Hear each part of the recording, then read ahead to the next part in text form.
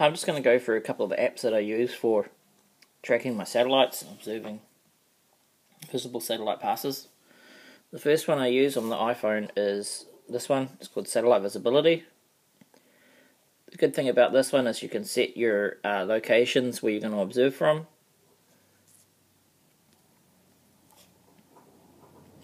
It goes away to Heavens Above and downloads the passes for the evening.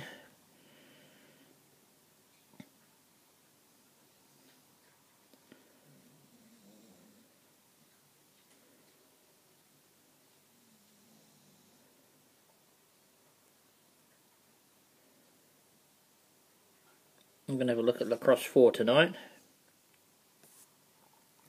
So you tap Lacrosse 4, it gives you the details of the satellite pass, the expected magnitude,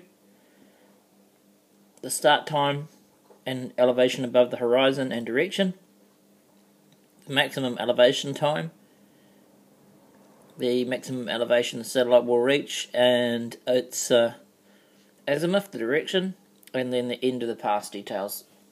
Down the bottom you've got whole sky chart and detailed sky chart and ground track. Mostly I just use the ground track just to get an idea visually where it's going to pass compared to where I live. So in this case I can see it's travelling that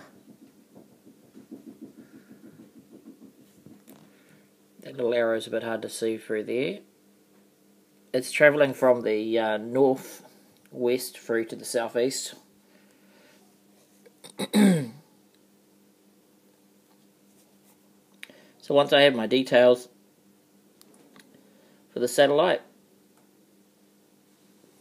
I use a couple of other programs here. The first one here is a tilt meter.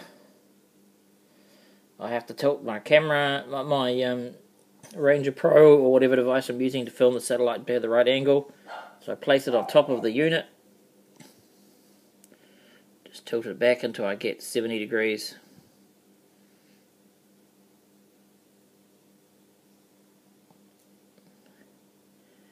And then that's the elevation of the satellite taken care of.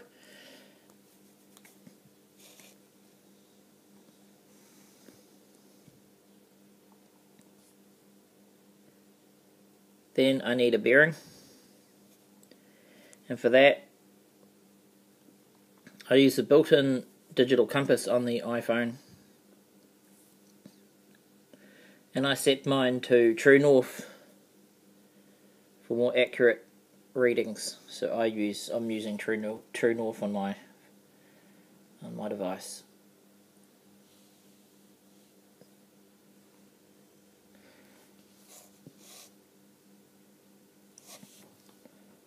The advantage of the inbuilt iPhone is it gives you your latitude and longitude if you so need that information as well. So those are the three main apps that I use to locate the satellites in the sky. Another little app that's quite cool, I'll just briefly go over it. I think I might have it amongst this lot here. There's one called iFlare. It allows you to ID any iridium flares that will be occurring in your area over the next 3 days or 24 hours or 7 days. So once the application starts, it downloads the flares and categorizes them. So I can see for today I have a -3 flare here just before 10 PM. It also gives you a handy little display with the time, the heading, the elevation, and it's just a simple matter then of turning the device's compass until you line up for the bearing, and then tilt it back until you find the correct elevation. These little guide arrows guide you to where the iridium flare will be in the sky. So that's really cool, really useful. So that's iFlare. Before I used iFlare, I used this one here, which is just iridium flare, I think. Iridium flares. Now that's cool. You just pull the list down with your finger and it updates the latest flare information. Once again, it's got the -3 flare at 21:57 tonight.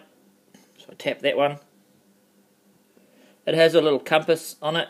It doesn't have a live view, which shows you on the camera of the device, but it does have a compass on the iPhone and I guess on the iPad to direct you to the azimuth of the flare.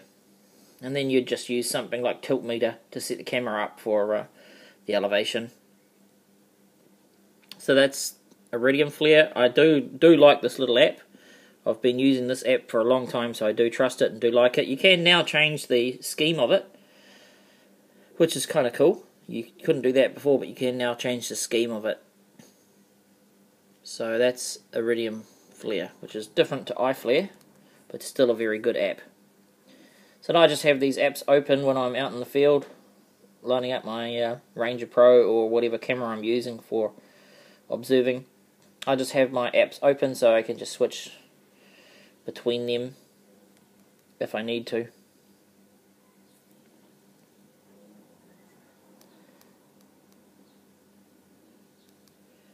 Sorry.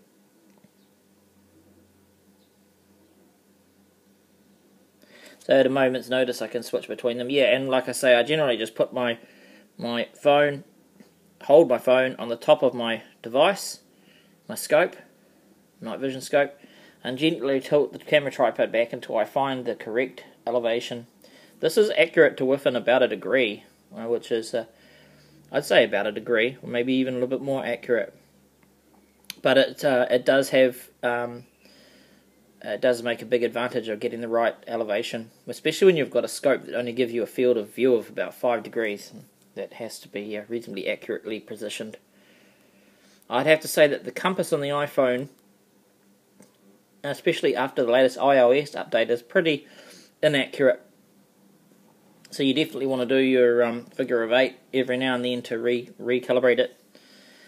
And even recommend using a standalone compass, perhaps. So those are the applications that I currently use.